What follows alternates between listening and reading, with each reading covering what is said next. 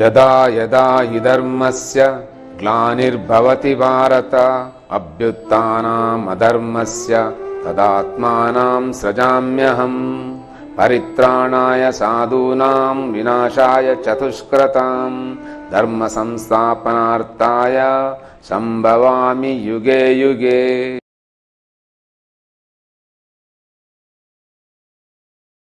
ಭಾರತೀಯ ಸನಾತನಿ ಹಿಂದೂ ಧರ್ಮದ ಎಲ್ಲ ಸಹೃದಯ ಬಂಧುಗಳಿಗೆ ಆಧ್ಯಾತ್ಮ ಚಿಂತನ ರಹಸ್ಯ ಸರಣಿಗೆ ಸ್ವಾಗತ. ಅನಂತಂ ವಾಸುಕಿಂ ಶೇಷಂ ಪದ್ಮನಾಭಂ ಚ ಕಂಬಲಂ ಶಂಖಪಾಲಂ ಧಾರ್ತರಾಷ್ಟ್ರಂ ತಕ್ಷಕಂ ಕಾಳಿಯಂ ತಥಾ ಏತಾನಿ ನವನಾಮಾನಿ ನಾಗಾನಾಂ ಚ ಮಹಾತ್ಮನಾಂ ಸಾಯಂಕಾಲೇ ಪಟೇ ನಿತ್ಯಂ ಪ್ರಾತಃಕಾಲೇ ವಿಶೇಷತಃ ತಸ್ಮೈ ವಿಷಭಯಂ ನಾಸ್ತಿ ಸರ್ವತ್ರ ವಿಜಯೀ ಭವೇತ್. ಇದು ನವನಾಗರುಗಳ ಮಂತ್ರ. ಹೇಗೆ ನಾವು ಈ ಪರಶುರಾಮ ಸೃಷ್ಟಿಯನ್ನು ನಾವು ನಾಗಲೋಕ ಅಂತ ಹೇಳ್ತೇವೆ. ಅಂಥ ಪರಶುರಾಮ ಸೃಷ್ಟಿಯಲ್ಲಿ ಈಗ ನವನಾಗರು ಅಂತ ಬೇಕು. ಈ ನವನಾಗರು ಅಂತ ಯಾರು ಕೇಳಿದರೆ ಇದೇ ಆ 9 ಜನ ನವನಾಥರ ಕತೆ. ಇದು ನಾಗಲೋಕ. ಈ ನಾಗಲೋಕದಲ್ಲಿ 9 ಜನ ನಾಗರಿದ್ದಾರೆ. ಹಾಗೆ ಆ ನವನಾಥರು ಅಂತ ಯಾರಿದ್ದಾರೆ, ಯಾರು ನವನಾರಾಯಣರು ನವನಾಥರಾಗಿ ಹುಟ್ಟಿ ಬಂದರು ಅಂಥ ನವನಾಥರು ಚಿರಂಜೀವಿಗಳು. ಆ ಚಿರಂಜೀವಿಗಳಾದ್ದಕ್ಕೆ ಅವರಿಲ್ಲಿ ದೈವಗಳು ಭೂತಗಳು ನಾಗಗಳಾಗಿ ಈಗ ಆರಾಧನೆಯನ್ನು ಪಡ್ಕೊಳ್ತಾ ಇದ್ದಾರೆ. ಅಂದ್ರೆ ಅವರು ಚಿರಂಜೀವಿಗಳು. ಆದ್ದರಿಂದ ಇವತ್ತು ಜೀವಂತ ಇದ್ದಾರೆ. ಯಾಕಂತೇಳಿ ನಾವು ಈಗ ದೇಹವನ್ನು ಬಿಟ್ಟರೆ ಪ್ರತಿಯೊಂದು ಆ ನಾಗ ಅನ್ನುವಂಥ ತತ್ವದಲ್ಲಿ ವಿಲೀನಗೊಳ್ತದೆ. ಆ ನಾಗ ಅನ್ನುವಂಥ ತತ್ವಕ್ಕೆ ಅಗ ಪರ್ವತ ಅಲ್ಲ, ಚಲಿಸುವಂಥದ್ದು. ಅದು ಲಿಂಗ ಶರೀರ. ಹೇಗೆ ಭೂಮಿಯನ್ನು ಗುರುತ್ವಾಕರ್ಷಣಾ ಶಕ್ತಿ ಆಕಾಶದಲ್ಲಿ ಎತ್ತಿ ಹಿಡಿದಿದೆಯೋ ಅಂಥ ಗುರುತ್ವಾಕರ್ಷಣಾ ಶಕ್ತಿಗೆ ನಾಗ ಅಂತ ಹೆಸರು. ಯಾರು ಕೇಳಿದೆ ಅವ ಆದಿಶೇಷ. ಹಾಗೆ ಇಡೀ ಬ್ರಹ್ಮಾಂಡವನ್ನು ಯಾವುದು ಎತ್ತಿ ಹಿಡಿದಿದೆ ಅಂಥ ದೊಡ್ಡ ಗುರುತ್ವಾಕರ್ಷಣಾ ಶಕ್ತಿಗೆ ಮಹಾಶೇಷ, ದೊಡ್ಡದು ಉಳಿದದ್ದು ಅಂತ. ಶೇಷ ಅಂತೇಳಿ ಉಳಿದದ್ದು, ಧೂಳಿನ ಕಣಗಳನ್ನೆಲ್ಲ ಎಳೆದ ನಂತರ ಏನಿಲ್ಲಿ ಉಳಿಯಿತು ಅದು ಶೇಷ. ಅಂತಹ ಶೇಷ ನಮ್ಮ ಒಳಗೂ ಇದ್ದಾನೆ. ಪ್ರತಿಯೊಂದು ಚರಾಚರಗಳ ಸುತ್ತ ಇಂಥ ಒಂದು ಲಿಂಗ ಶರೀರ ಇದೆ. ಹೀಗೆ ಈ ಪರಶುರಾಮ ಸೃಷ್ಟಿ ಇದು ನಾಗಲೋಕ. ಈ ನಾಗಲೋಕ ಅಂತ ಹೇಳಲಿಕ್ಕೆ ಇಲ್ಲಿ 2100 ವರ್ಷಗಳ ಹಿಂದೆ ಉಳ್ಳಾಲದ 9 ಕೆರೆ ಅನ್ನುವಂಥ ಜಾಗದಲ್ಲಿ ನಾಥಪಂಥದ ಗುರು ಗೋರಕ್ಷನಾಥ ನಾಗೇಶ್ವರಿಯನ್ನಲ್ಲಿ ಪ್ರತಿಷ್ಠಾಪಿಸಿದ್ದ. ಹೀಗೆ ಅಲ್ಲಿದ್ದಂಥ ತೀಯ ವಂಶದ ಜನರು ಕಲರಿಯನ್ನು ಅಲ್ಲಿ ಅಭ್ಯಾಸಿಸ್ತಾ ಇದ್ರು. ಇನ್ನು ಈ ಕಲರಿ ಅಂತ ಹೇಳಿದ್ರೆ ದೇಹ ಭಾವವನ್ನು ಬಿಟ್ಟು ಲಿಂಗ ಶರೀರವಾಗಿ ನಿಲ್ಲುವುದು. ಈಗ ಅಲ್ಲಿಗೆ ರಾಣಿಯೇ ನಾಗೇಶ್ವರಿ ಅಂತೇಳಿ ಅಲ್ಲೊಂದು ರಾಣಿ ಇದ್ರೆ ಆ ರಾಣಿ ಯಾವುದನ್ನು ನಂಬಿ ಬದುಕ್ತಾಳೆ ಆ ನಂಬಿದಂಥ ವಸ್ತು ಅವಳ ದೇಹದಲ್ಲಿ ಇರುವಂಥದ್ದೇ ಅದು ಅಲ್ಲಿ ಜಾಗೃತಗೊಳ್ತದೆ. ಈಗ ಅವಳು ಆ ರಾಣಿ ನಾಗೇಶ್ವರಿ ಅನ್ನುವಂಥ ತತ್ವದಲ್ಲಿ ನಿಲ್ತಾಳೆ. ರಾಣಿಯ ದೇಹ ಹೋದ್ರೂ ನಾಗೇಶ್ವರಿ ಇರ್ತಾಳೆ. ಈಗ ಅಂಥ ತತ್ವವನ್ನು ಜಾಗೃತಗೊಳಿಸ್ಲಿಕ್ಕೋಸ್ಕರ ಕಲರಿ ಅನ್ನುವಂಥ ವಿದ್ಯೆ ಇರುವುದು. ಆ ಕಲರಿ ಅನ್ನುವಂಥ ವಿದ್ಯೆಯನ್ನು ಕಲಿತಾಗ್ಲೂ ನಮ್ಮಲ್ಲಿ ಅಂತ ನಾಗ ತತ್ವ ನಮ್ಮಲ್ಲಿ ಜಾಗೃತಗೊಳ್ತದೆ. ಎಲ್ಲರಲ್ಲಿಯೂ ನವನಾಗರಿದ್ರು ಅದರಲ್ಲಿ ಒಂದು ತತ್ವದಲ್ಲಿ ನಮಗೆ ನಿಲ್ಲಿಕ್ಕಿರುವುದು, ಒಂದು ತತ್ವವನ್ನು ನಮ್ಮಲ್ಲಿ ಜಾಗೃತಗೊಳಿಸ್ಲಿಕ್ಕಿರುವುದು. ಅದಕ್ಕೆ ಸರಿಯಾಗಿ ನಮಗೆ ಪ್ರತಿಯೊಬ್ಬರಿಗೂ ಸಹ ಅವರವರದ್ದೇ ಒಂದು ವ್ಯಕ್ತಿತ್ವ ಅಂತ ಬರ್ತದೆ. ಇನ್ನಲ್ಲಿ 27 ನಕ್ಷತ್ರಗಳು, 108 ಪಾದಗಳು, ಹೀಗೆ 108 ನಮನೆಯ ಜನರ ಕಥೆ ಇದು. ಇಂಥ ಈ ನಾಗಲೋಕದಲ್ಲಿ ಆ ನಾಗನನ್ನು ನಂಬಲಿಕ್ಕೋಸ್ಕರ ಪ್ರತಿ ಗ್ರಾಮ ದೇವರಲ್ಲಿಯೂ ಒಂದು ನಾಗನ ಸಾನ್ನಿಧ್ಯ ಇರ್ತದೆ. ಪ್ರತಿ ಕುಟುಂಬದ ಮೂಲ ಮನೆ ಇರುವ ಜಾಗದಲ್ಲಿ ನಾಗನ ಸಾನ್ನಿಧ್ಯ ಇರ್ತದೆ. ಇನ್ನು ಜಾಗೆಯ ನಾಗ, ಹಾಗೆ ಊರಿನ ನಾಗ, ಹೀಗೆ ಬೇರೆ ಬೇರೆ ರೀತಿಯಿಂದ ಆರಾಧನೆ ಮಾಡುವಂಥ ವ್ಯವಸ್ಥೆ ನಮ್ಮಲ್ಲಿದೆ. ಇನ್ನು ನಾಗನಿಗೆ ಸಂಬಂಧಪಟ್ಟಂಥ ಬೇರೆ ಬೇರೆ ದೇಗುಲಗಳಿದೆ. ಈ ಎಲ್ಲ ಆಚರಣೆಗಳಿಂದ ನಾವು ಈಗ ಮಾಡುವುದೇನಂತೇಳಿ ಇಲ್ಲಿ ಒಂದು ಪರದಲ್ಲಿ ಏನೋ ಇದೆ, ಅದನ್ನು ನಾವೀಗ ಆರಾಧಿಸುವುದು. ಅದು ನಮಗೆ ಕಾಣುವುದಿಲ್ಲ. ಆದ್ದರಿಂದ ನಾವು ಅದನ್ನು ಕಲ್ಲಲ್ಲಿ, ಹುತ್ತದಲ್ಲಿ, ದೇವಸ್ಥಾನಗಳಲ್ಲಿ ಆರಾಧನೆ ಮಾಡುವುದು. ಹೀಗೆ ಆರಾಧನೆ ಮಾಡುವಂಥ ಆ ಶಕ್ತಿ, ಆ ಚೈತನ್ಯದ ಒಳಗೆ ನಾವು ಇರುವುದು. ಈಗ ನಾವಿಲ್ಲಿಂದ ಏನು ಆಲೋಚನೆ ಮಾಡ್ತೇವೆ, ಏನು ಭಾವಿಸ್ತೇವೆ, ಏನು ನಂಬುತ್ತೇವೆ, ಅದು ನಮ್ಮ ಶರೀರದ ಒಳಗೆ ಇರುವಂಥ ಆ ವಸ್ತುವನ್ನೇ ನಂಬುವುದು. ಆ ರೂಪದಲ್ಲಿ ನಾವು ಅದನ್ನು ನೋಡುವುದು. ಯಾಕೆಂದ್ರೆ ಅದು ಕಣ್ಣಿಗೆ ಕಾಣುವುದಿಲ್ಲ, ಅದು ಪರದಲ್ಲಿರುವುದು. ಹೀಗೆ ಪರದಲ್ಲಿರುವಂಥ ಆ ಚೈತನ್ಯ ಈ 9 ರಸಗಳ ಮುಖಾಂತರ ಅದು ನಮ್ಮ ದೇಹದಲ್ಲಿ ವ್ಯಕ್ತಗೊಳ್ತದೆ. ಯಾವುದು ವ್ಯಕ್ತಗೊಳ್ತದೆ? ಭಾವನೆಯಿಂದ ನಾವು ಭಾವಿಸಿದ್ದು. ಇನ್ನು ಆ ಭಾವನೆಯಿಂದ ಭಾವಿಸಿದಂಥ ವಸ್ತು ಇಲ್ಲಿ ನಿಜವಾಗಿಯೂ ಇದೆ, ಇರುವುದನ್ನೇ ಭಾವಿಸಿದ್ದು. ಇಂಥ ನಮ್ಮ ನಾಗಲೋಕದಲ್ಲಿ ಭೂಮಿಯ ಒಳಗಿನಿಂದಲೂ ನೀರು ಹರಿದುಕೊಂಡು ಸಮುದ್ರವನ್ನು ಸೇರ್ತದೆ. ಹಾಗೆಯೇ ಭೂಮಿಯ ಮೇಲ್ಮೈಯಲ್ಲಿಯೂ ನದಿಗಳಾಗಿ, ತೋಡುಗಳಾಗಿ, ಬೇರೆ ಬೇರೆ ಝರಿಗಳಾಗಿ ಹರಿಯುತ್ತದೆ.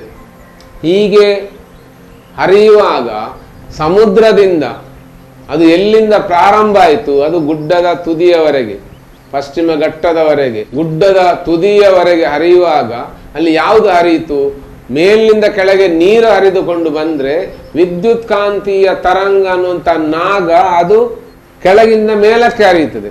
ಹೀಗೆ ಆ ಕೆಳಗಿನಿಂದ ಮೇಲಕ್ಕೆ ಹರಿದದ್ದರಿಂದ ಅಂಥ ವಿದ್ಯುತ್ ಕಾಂತೀಯ ತರಂಗ ನಮ್ಮ ಇಡೀ ಭೂ ಪ್ರದೇಶದಲ್ಲಿ ಇರುವುದರಿಂದ ಇಲ್ಲಿರುವಂಥ ಎಲ್ಲ ಮೊಳಕೆ, ಎಲ್ಲ ಬೀಜಗಳಲ್ಲಿ ಮೊಳಕೆ ಹೊಡೆಯಲಿಕ್ಕೆ ಪ್ರಾರಂಭಿಸ್ತದೆ.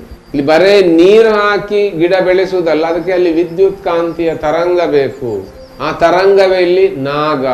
ಅಂತ ನಾಗ ಕೃಷಿಗೆ, ಫಸಲಿಗೆ ಎಲ್ಲ ಅಧಿಪತಿ. ವಂಶವಾಹಿನಿಯ ಡಿಸಾರ್ಡರ್ಗಳೇನಾದ್ರೂ ಇದ್ರೆ, ವಂಶವಾಹಿನಿಯಿಂದ ಬಂದಂಥ ಸಮಸ್ಯೆಗಳಿದ್ರೆ ಅದಕ್ಕೂ ಪರಿಹಾರ ಇರುವುದು ನಾಗನಲ್ಲಿಯೇ. ಅಂತ ನಾಗನನ್ನು ನಾವು ರಾಹು ಅಂತ ಹೇಳುದು. ರಾಹು ದೆಸೆ ಬಂದ್ರೆ ನಮ್ಮ ಇಡೀ ವಂಶದ ಕರ್ಮವನ್ನು ನಾವೀಗ ಅನುಭವಿಸ್ಬೇಕಂತ.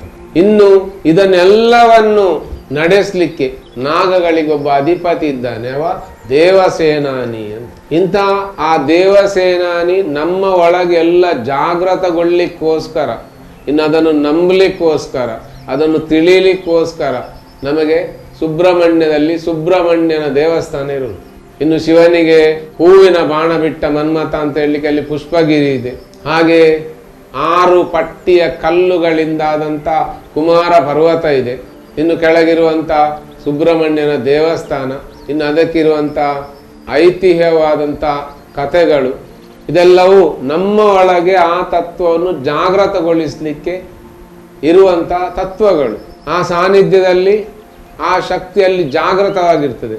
ಯಾಕಂತ ಹೇಳಿದ್ರೆ ಅಲ್ಲಿ ಅಂಥ ಶಕ್ತಿಯನ್ನು ಪ್ರತಿಷ್ಠಾಪಿಸಿರ್ತಾರೆ, ಅಥವಾ ಅಲ್ಲಿ ಸ್ವಯಂಭುವಾಗಿರ್ತದೆ, ಅಥವಾ ಒಂದು ಕಲ್ಲಿನಲ್ಲಿ 1000 ಜನ ಅದನ್ನು ಕೈ ಮುಗಿದ್ರೆ ಆ ಕಲ್ಲಿನಲ್ಲಿ ಚೈತನ್ಯ ಜಾಗೃತ ಆಗ್ತದೆ.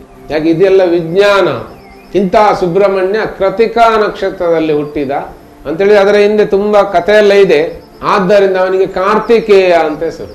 ಇನ್ನು ಕಾರ್ತಿಕೇಯ ಅಂತ ಹೇಳಿದ್ರೆ ಲಿಂಗ ಶರೀರದಲ್ಲಿರುವಂತಹ 6 ಚಕ್ರಗಳು, ಆದ್ದರಿಂದ ಅವನಿಗೆ ಷಣ್ಮುಖ ಅಂತ ಹೆಸರು. ಇನ್ನು ಇಂತಹ ಸುಬ್ರಹ್ಮಣ್ಯ ಅವ ಲಿಂಗ ಶರೀರಿ ಆದ್ರೆ, ಇನ್ನು ಈ ಶರೀರ ಅನ್ನೋದು ಬ್ರಹ್ಮ ಅಂತ. ಯಾವ ಬ್ರಹ್ಮ? ಇಲ್ಲಿ ಅವ ಉಚ್ಚಿಷ್ಟ ಗಣಪತಿ ಅನ್ನುವಂಥ ಗಣಪತಿ. ಈ ಶರೀರಕ್ಕೆ ಬ್ರಹ್ಮ ಅಂತ ಹೆಸರು. ಈ ಬ್ರಹ್ಮ ಯಾರು ಕೇಳಿದ್ರೆ ಅಲ್ಲಿ ಉಚ್ಚಿಷ್ಟ ಗಣಪತಿ. ಉಚ್ಚಿಷ್ಟ ಗಣಪತಿ ಅಂತೇಳಿ ತಿದ್ದಿ ಬರೆಯುವವ ಅಂತ, ಹಣೆ ಬರವನ್ನು ತಿದ್ದಿ ಬರೆಯುವವ, ಹೊಸತಾಗಿ ಬರೆಯುವವ. ಹಾಗೆ ಈ ಪರಶುರಾಮ ಸೃಷ್ಟಿಯಲ್ಲಿ ಯಾರೆಲ್ಲ ವಾಸಿಸ್ತಾರೆ ಅವರ ಎಲ್ಲರ ಹಣೆ ಬರವನ್ನು ತಿದ್ದಿ ಬರೆಯುವ ಯಾರು ಕೇಳಿದ್ರೆ ಅವ ಉಚ್ಚಿಷ್ಟ ಗಣಪತಿ. ಇದು ಸುಬ್ರಹ್ಮಣ್ಯ ದೇವಸ್ಥಾನದಲ್ಲಿ ಇರಬೇಕಾಗಿದ್ದಂಥ ಗಣಪತಿ. ಇನ್ನು ಅದು ಯಾಕೆ ಇಲ್ಲ, ಅದರ ಹಿಂದೆ ಚಂದ ಯೋಗದ ಕಥೆ ಇದೆ. ಅದಕ್ಕೋಸ್ಕರವೇ ಮಧ್ವಾಚಾರ್ಯರು, ವಿಷ್ಣು ತೀರ್ಥರು ಹುಟ್ಟಿ ಬಂದದ್ದು. ಅವರಲ್ಲಿ ಒಂದು ದ್ವೈತ ಸಿದ್ಧಾಂತವನ್ನು ಸ್ಥಾಪಿಸಿದ್ದು. ಇದರ ಹಿಂದೆ ನಿಜವಾದ ಒಂದು ತತ್ವದ ಕಥೆ ಇದೆ. ಈ ಅದ್ವೈತದೊಳಗೆ ಈಗ ಈ ದ್ವೈತ ಹೇಗೆ ಕಾರ್ಯಾಚರಿಸ್ತದೆ, ಆ ಕಾರ್ಯಾಚರಿಸ್ಲಿಕ್ಕೆ ಈಗ 2 ವಸ್ತುಗಳು ಬೇಕು. ಒಂದು ಉಚ್ಚಿಷ್ಟ ಗಣಪತಿ ಅನ್ನುವಂಥ ಗಣಪತಿ, ಇನ್ನು ಸುಬ್ರಹ್ಮಣ್ಯ ಅನ್ನುವಂಥ ಲಿಂಗ ಶರೀರದಲ್ಲಿರುವಂಥ 6 ಚಕ್ರಗಳು. ಇವರಿಬ್ಬರನ್ನು ನಾವು ತುಳುವೇರು ಅಂತ ಕರೆಯುವುದು. ತುಳುವೇರು ಅಂತ ಹೇಳಿದ್ರೆ ಇವರಿಬ್ಬರು ಯಾರು ಕೇಳಿದ್ರೆ ನಮ್ಮ ಊರಿನಲ್ಲಿ ಅವರಿಗೆ ಭಾಮಕುಮಾರ ಅಂತ ಹೆಸರು. ಈಗ ಈ ಭಾಮಕುಮಾರ, ಭಾಮ ಮತ್ತೆ ಕುಮಾರ 2 ಸೇರಿಯೇ ಇಲ್ಲಿ ನಾವು ನಾಗ ಬೆಮ್ಮೇರು ಅಂತ ಕರೆಯುವುದು. ಆ ಶರೀರ ಮತ್ತೆ ಲಿಂಗ ಶರೀರದ ಕಥೆ ಅದು. ಬರೇ ಶರೀರವನ್ನು ಹಿಡಿದುಕೊಂಡು ಮಾತಾಡುವುದೇ ಬೆಮ್ಮೇರದ್ದು. ಈ ಬೆಮ್ಮೇರು ಅಂತ ಹೇಳಿದ್ರೆ ಬೇರೆ ಅಲ್ಲ, ಉಚ್ಚಿಷ್ಟ ಗಣಪತಿ ಬೇರೆ ಅಲ್ಲ, ಕಾರ್ತಿಕೇಯ ಅನ್ನುವಂಥ ಸುಬ್ರಹ್ಮಣ್ಯ ಬೇರೆ ಅಲ್ಲ. ಇದು ಒಂದೇ ಶರೀರದ ಕಥೆ. ಇನ್ನು ಇಂತಹ ಶರೀರದಲ್ಲಿರುವಂಥ ವಿಷ್ಣುವಿಗೆ ಪರಶುರಾಮ ಅಂತ ಹೆಸರು. ಆದ್ದರಿಂದ ಇದೀಗ ಪರಶುರಾಮ ಸೃಷ್ಟಿ ನಾಗಲೋಕದಿಂದ ಮೇಲೆ ಬಂತು. ಆದ್ದರಿಂದ ಇದೀಗ ನಾಗಲೋಕವೇ. ಇನ್ನು ನಾಗಲೋಕ ಆಗಬೇಕಿದ್ರೆ ಇದಕ್ಕೆ ಬೇಕಾದಂಥ ಎಲ್ಲ ವ್ಯವಸ್ಥೆಗಳು ಇಲ್ಲಿದೆ.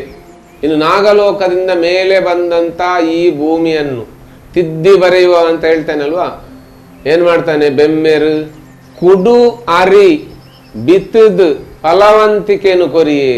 ಇಲ್ಲಿ ಅರಿ ಅಂತ ಹೇಳಿದ್ರೆ ಈ ಅಕ್ಕಿ ಅಲ್ಲ, ಅದು ಕುಡುವೆ ಇಲ್ಲಿ ಅರಿ. ಅದು ನಮ್ಮ ಆಹಾರ ಇಲ್ಲಿದ್ದು. ಪ್ರಪಂಚದಲ್ಲಿ ಹೆಚ್ಚು ಪ್ರೋಟೀನ್ ಇರುವಂತ ಆಹಾರ ಯಾವುದು ಕೇಳಿ, ಅದು ಈ ಕುಡು, ಹುರುಳಿ ಅಂತ. ಕುದುರೆಗಳಿಗೆ, ಕೋಣಗಳಿಗೆ, ಹಾಗೆ ಇಲ್ಲಿ ವಾಸಿಸ್ತಾ ಇದ್ದಂತ ಎಲ್ಲರೂ ಸಹ ಆ ಹುರುಳಿಯ ಸಾರು, ಹುರುಳಿಯ ಚಟ್ನಿ ಇದನ್ನೇ ತಿಂದುಕೊಂಡು ಬದುಕುತ್ತಾ ಇದ್ದಂತ ಜನಾಂಗ. ಆದ್ದರಿಂದ ಆ ಕುಡುವನ್ನು ಇಲ್ಲಿ ಬಿತ್ತಿದ, ಈ ಕುಡುವನ್ನು ಇಲ್ಲಿ ಬಿತ್ತಿದಾಗ ಏನಾಗ್ತದೆ, ಕುಡು ಅದು ದ್ವಿದಳ ಧಾನ್ಯ. ಆ ದ್ವಿದಳ ಧಾನ್ಯದಲ್ಲಿ ಬೇರಿನಲ್ಲಿ ಸಾರಜನಕ ಶೇಖರಣೆಗೊಳ್ತದೆ. ಈ ಸಾರಜನಕದಿಂದಾಗಿ ಮತ್ತೆ ಅಲ್ಲಿ ಯಾವ ಬೆಳೆಯನ್ನು ಬೇಕಿದ್ರೂ ಬೆಳಿಬಹುದು. ಅದಕ್ಕೆ ನಮ್ಮಲ್ಲಿ ಗದ್ದೆ ಎಲ್ಲ ನಾಟಿ ಮುಗಿದ ನಂತರ ಈ ಕುಡುವನ್ನು ಬಿತ್ತಿ ಬಿಡ್ತಾರೆ. ಮುಂದೆ ಮಳೆ ಬರುವುದಕ್ಕಿಂತ ಮೊದಲು ಅದನ್ನು ತೆಗೀತಾರೆ. ಈಗ ಅದರ ಬೇರಿನಲ್ಲಿದ್ದಂಥ ಸಾರಜನಕ ಅದೇ ಗದ್ದೆಯಲ್ಲಿ ಇರ್ತದೆ. ಮತ್ತೆ ಅದನ್ನು ಉತ್ತಿ ಪುನಃ ಬಿತ್ತುತ್ತಾರೆ, ಯಾವುದು, ಭತ್ತವನ್ನು. ಹೀಗೆ ಬೆಮ್ಮೆರು ಅನ್ನುವ ಫಲವಂತಿಕೆಯನ್ನು ಕೊಟ್ಟ. ಇದೀಗ ಒಂದೇ ತತ್ವ ಪ್ರತಿ ಒಬ್ಬರ ಒಳಗೆ 33 ಕೋಟಿ ದೇವತೆಗಳಂತ ನಾವು ಯಾವುದನ್ನು ಹೇಳ್ತೇವೆ, ಈ 9 ಚಿರಂಜೀವಿಗಳು ಯಾವುದು ಹೇಳ್ತೇವೆ, ನವನಾರಾಯಣರಂತ ಏನು ಹೇಳ್ತೇವೆ, ಬ್ರಹ್ಮ ವಿಷ್ಣು ಮಹೇಶ್ವರ ಅಂತ ಏನು ಹೇಳ್ತೇವೆ, ಇದು ಪೂರ್ತಿ ಒಂದು ಶರೀರದ ಕತೆ, ನಮ್ಮ ಕತೆ. ಯಾಕಂದ್ರೆ ಅದು ನಮ್ಮ ಒಳಗೆ ಇರುವಂತ ತತ್ವದ ಕತೆ. ಅದನ್ನು ವ್ಯಕ್ತಪಡಿಸಬೇಕಿದ್ರೆ, ಅನುಭವಿಸಬೇಕಿದ್ರೆ ಅದಕ್ಕೊಂದು ದೇಹ ಬೇಕೇ.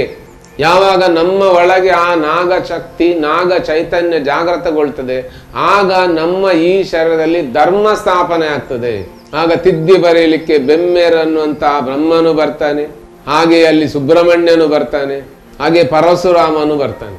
ಇನ್ನು ಇಂತಹ ಸುಬ್ರಹ್ಮಣ್ಯ ಪ್ರತಿಯೊಬ್ಬನ ಒಳಗೂ 6 ಚಕ್ರ ಇದೆ. ಪ್ರತಿಯೊಬ್ಬನ ದೇಹದಲ್ಲಿಯೂ 6 ಚಕ್ರ ಈಗ ಕಾರ್ಯಾಚರಿಸ್ತಾ ಇದೆ. ಆದ್ದರಿಂದ ಸುಬ್ರಹ್ಮಣ್ಯ ಎಲ್ಲರೊಳಗೂ ಇದ್ದಾನೆ. ಸೊ ಆದ್ದರಿಂದ ನಾವೀಗ ಎಲ್ಲರ ಒಳಗೆ ಇರುವಂತಹ ಸುಬ್ರಹ್ಮಣ್ಯನ ನೋಡುವುದು ಹೇಗೆ? ಆಗ ನಾವು ಅಂತ ಒಂದು ನಾಗನ ಸಾನ್ನಿಧ್ಯಗಳಿಗೆ ಅಥವಾ ಸುಬ್ರಹ್ಮಣ್ಯ ಕ್ಷೇತ್ರಕ್ಕೆ ನಾವು ಸಂದರ್ಶನ ಮಾಡಿದ್ರೆ, ಈಗ ಅಲ್ಲಿ ನಾನು ನೋಡಿದ್ದು ಹೌದು, ಹೋದದ್ದು ಹೌದು, ಭಾವಿಸಿದ್ದು ಹೌದು, ನಂಬಿದ್ದು ಹೌದು, ಭಕ್ತಿ ಶ್ರದ್ಧೆ ಎಲ್ಲ ನನ್ನದೇ. ಈಗ ಅದೆಲ್ಲಿ ಉಂಟು? ಅದು ನನ್ನ ಒಳಗೆ ಉಂಟು. ಸೊ ನನ್ನ ಒಳಗಿರುವಂತಹ ನಾಗ ಚೈತನ್ಯವನ್ನು ನಾವು ಜಾಗೃತಗೊಳಿಸಿಕೊಳ್ಬೇಕು. ಯಾಕಂತ ಹೇಳಿದ್ರೆ ನಾವು ತುಳುನಾಡಿನವರು, ನಾವು ನಾಗಲೋಕದವರು. ಹೀಗೆ ನಾಗನೆನ್ನುವಂತ ಆ ಚಿರಂಜೀವಿ ತತ್ವವನ್ನು, ಆ ಚಿರಂಜೀವಿ ಸ್ಥಿತಿಯನ್ನು ಎಲ್ಲರ ಒಳಗೂ ಜಾಗೃತಗೊಳ್ಬೇಕು. ಎಲ್ಲರೂ ಅದನ್ನು ಅನುಭವಿಸ್ಬೇಕು, ಭಾವಿಸ್ಬೇಕು. ಯಾಕಂತ ಹೇಳಿ ಇಲ್ಲಿ ಇನ್ನೊಂದು ಡೈಮೆನ್ಷನ್ ಅಂತ, ಇನ್ನೊಂದು ಆಯಾಮ ಒಂದಿದೆ. ಆ ಆಯಾಮದಲ್ಲಿ ಬೇರೆ ಕಥೆ ಇದೆ. ಹಾಗೆ ಇರುವಂತಹ ಚೈತನ್ಯ ಶಕ್ತಿ ಯಾವುದುಂಟು ಅದನ್ನು ನಾವು ಉದ್ದೀಪನಗೊಳಿಸಿಕೊಳ್ಳಲೇಬೇಕು. ಯಾಕಂತೇಳಿ ಈಗ ಅದಕ್ಕೆ ಸರಿಯಾದ ಸಮಯ. ಇನ್ನು ಸ್ವಲ್ಪ ದಿನ ಕಾದ್ರೆ ಅದೆಲ್ಲ ಕೈ ತಪ್ಪಿ ಹೋದಿತ್ತು. ಆದ್ದರಿಂದ ಮುಂದೆ ಬರುವಂತ ನಾಗರ ಪಂಚಮಿಯ ದಿನ ಪ್ರತಿಯೊಬ್ಬರು ತುಳುನಾಡಿನವರು ನಾಗನ ಆರಾಧನೆಯನ್ನು ಮಾಡಿ, ಪರ ಊರಿನಿಂದ ಇಲ್ಲಿ ಬಂದು ನೆಲೆಸಿದವರು ಎಲ್ಲರೂ ನಾಗನನ್ನು ಆರಾಧಿಸಿ ನಮ್ಮ ಒಳಗಿನ ನಾಗನನ್ನು ಜಾಗೃತಗೊಳಿಸ್ಲಿಕ್ಕಿದೆ. ಆ ಪರದಲ್ಲಿರುವಂತಹ ಶಕ್ತಿಯನ್ನು ನಮ್ಮೊಳಗೆ ನಾವು ನೋಡ್ಲಿಕ್ಕಿದೆ. ಅದಕ್ಕೋಸ್ಕರ ದೇಗುಲಗಳನ್ನು ಸಂದರ್ಶಿಸಿ, ನಾಗ ಸ್ಥಾನಗಳನ್ನು ಸಂದರ್ಶಿಸಿ, ಹಾಗೆ ನಾಗನಿಗೆ ಅಲ್ಲಿ ಏನು ಕೊಡಬೇಕು, ಸಿಯಾಳ, ಹಾಲು, ಕೇದಗೆ, ಇಂಥ ಪ್ರಾಕೃತಿಕವಾದಂಥ ವಸ್ತುಗಳನ್ನು ಕೊಂಡೋಗಿ ದಯವಿಟ್ಟು ಸಾಧ್ಯವಾದರೆ ದನದ ಹಾಲನ್ನೇ ತಂದು ಹಾಕಿ. ಆ ಪ್ಯಾಕೆಟಿನ ಡೈರಿಯ ಹಾಲುಗಳಲ್ಲ. ಯಾಕೆಂತೇಳಿದ್ರೆ ಇದು ನಮ್ಮ ನಂಬಿಕೆಯ ವಿಷಯ. ನಮ್ಮ ಸುಪ್ತ ಮನಸ್ಸು, ನಮ್ಮ ಒಳಗೆ ಆ ನಾಗ ನೋಡ್ತಾನೆ ಇರ್ತಾನೆ ಇದನ್ನೆಲ್ಲವನ್ನು.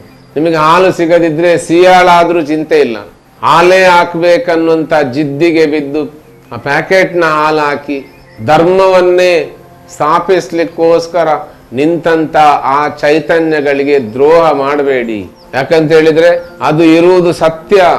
ಅದಕ್ಕೋಸ್ಕರವೇ ನಮ್ಮ ಹಿರಿಯರು ಹಿಂದಿನಿಂದ ಇವತ್ತಿನವರೆಗೆ ನಂಬಿಕೊಂಡು ಬಂದದ್ದು. ಹಿಂದೆ ದೈವಗಳಿಗೆ ಕಾಡ ಪುರ್ಪ ಅಂತ ಹೇಳುವಾಗ ಕಾಡಿನ ಹೂ, ಅದು ಕೇಪುಲ ಹೂ ಅಂತ, ಅದಕ್ಕೆ 4 ದಳ ಉಂಟು. ಹಾಗೆ ಅದರ ಒಳಗೆ ಈಡ, ಪಿಂಗಳ, ಸುಷುಮ್ನ ನಾಡಿ ನಮ್ಮ ದೇಹದಲ್ಲಿ ಹೇಗಿದೆಯೋ ಅದೇ ರೀತಿ ಅದರಲ್ಲಿಯೂ 3 ನಾಡಿಗಳಿದೆ. ಈಗ ಕೇಪುಲ ಹೂವನ್ನು ನೋಡಿದ ತಕ್ಷಣವೇ ನಮ್ಮ ಮನಸ್ಸು ಆ ಬಣ್ಣವನ್ನು, ದಳಗಳನ್ನು, ಇಡೀ ವ್ಯವಸ್ಥೆಯನ್ನು ಗ್ರಹಿಸ್ತದೆ. ಗ್ರಹಿಸಿದಾಗ ಸಹಜವಾಗಿ ನಮ್ಮ ಮೂಲಾಧಾರ ಚಕ್ರ 4 ದಳದ್ದು, ಅಲ್ಲಿ ಸಹ ಈಡ, ಪಿಂಗಳ, ಸುಷುಮ್ನ ನಾಡಿ ಇದೆ. ಇದು ಜಾಗೃತಗೊಳ್ತದೆ. ಇನ್ನು ಯಾರೋ ಮೆಟ್ಟಿದಂತ, ಯಾರೋ ಉಗುಳಿದಂತ, ಭಯ ಭಕ್ತಿ ನಂಬಿಕೆ ಇಲ್ಲದೆ ಇರುವವರು ಮಾರಿದಂತ ವಸ್ತುವನ್ನು ತಂದು ಈ ನಾಗ ಸಾನ್ನಿಧ್ಯಗಳನ್ನು, ದೈವಸ್ಥಾನಗಳನ್ನು, ದೇವಸ್ಥಾನಗಳನ್ನು ಅಪಭ್ರಂಶಗೊಳಿಸಬೇಡಿ. ನಮ್ಮಿಂದ ಸಾಧ್ಯವಾದಷ್ಟು ನಾವು ಶುದ್ಧತೆಯನ್ನು ಕಾಪಾಡಲಿಕ್ಕೆ ಪ್ರಯತ್ನಿಸಿ. ನಮ್ಮಿಂದ ಸಾಧ್ಯವಾದಷ್ಟು ಶುದ್ಧತೆಯನ್ನು ಕಾಪಾಡಲಿಕ್ಕೆ ನಾವು ಪ್ರಯತ್ನಿಸಬೇಕು. ಯಾಕಂದ್ರೆ ಅದು ನಮ್ಮ ಸಾನ್ನಿಧ್ಯ. ನಾಳೆ ದೇಹ ಬಿಟ್ಟಾಗ ನಾವು ಅದೇ ಆಗ್ಲಿಕ್ಕಿರುವುದು. ನಾಗಲೋಕದಲ್ಲಿ ಮತ್ತೆ ನಾವು ನಾಗಗಳಾಗಿ ಎದ್ದು ನಿಲ್ಲಬೇಕು. ಈ ನಾಗಗಳಾಗಿ ಎದ್ದು ನಿಲ್ಲುವಂಥ ಕಲೆಯೇ ಕಳರಿ ಅನ್ನುವಂಥ ವಿದ್ಯೆ. ಅಂಥ ವಿದ್ಯೆಯನ್ನು ನಾವು ಕಲಿತು ಹಿಂದೆ ಈ ತುಳುನಾಡಿನಲ್ಲಿ ಹೇಗೆ ನಾವು ಯೋಧರಾಗಿ ಮೆರೆದೆವೋ ಅಂಥದ್ದೇ ಯೋಧತ್ವವನ್ನು ಮತ್ತೆ ನಾವು ತರಬೇಕು. ಮತ್ತೆ ನಾವು ಆಗಬೇಕು. ಆ ನಾಗನ ಪೂರ್ಣ ಅನುಗ್ರಹ ಮಾತ್ರ ಅಲ್ಲ, ನಾಗನೇ ನಾನಾಗಬೇಕು ಅನ್ನುವಂಥ ಈ ತತ್ವವನ್ನು ಜಾಗೃತಗೊಳಿಸಿಕೊಳ್ಳಿ ಅಂತ ಹೇಳಿ ಈ ಸಂಚಿಕೆಯನ್ನು ನೋಡಿದಂಥ ಕೇಳಿದಂಥ ಎಲ್ಲ ಸಹೃದಯ ಬಂಧುಗಳಿಗೆ ಅನಂತ ಅನಂತ ಕೃತಜ್ಞತೆಗಳು, ಅನಂತ ಅನಂತ ಪ್ರಣಾಮಗಳು. ಕೇಳಿದಂಥ ಎಲ್ಲ ಸಹೃದಯ ಬಂಧುಗಳು ಕೆಳಗಿರುವಂಥ ಲೈಕ್ ಬಟನ್ ಅನ್ನು ಒತ್ತಿ ಪ್ರೋತ್ಸಾಹಿಸಬೇಕು. ಹಾಗೆ ಮುಂದಿನ ದಿನಗಳಲ್ಲಿ ಇಂಥದೇ ಹಲವು ಚಿಂತನೆಗಳನ್ನು ವೀಕ್ಷಿಸಲು ಬೆಲ್ ಬಟನ್ ಅನ್ನು ಒತ್ತಿ ಹಾಗೆ ಸಬ್ಸ್ಕ್ರೈಬ್ ಮಾಡಬೇಕಾಗಿ ವಿನಂತಿಸ್ತೇನೆ.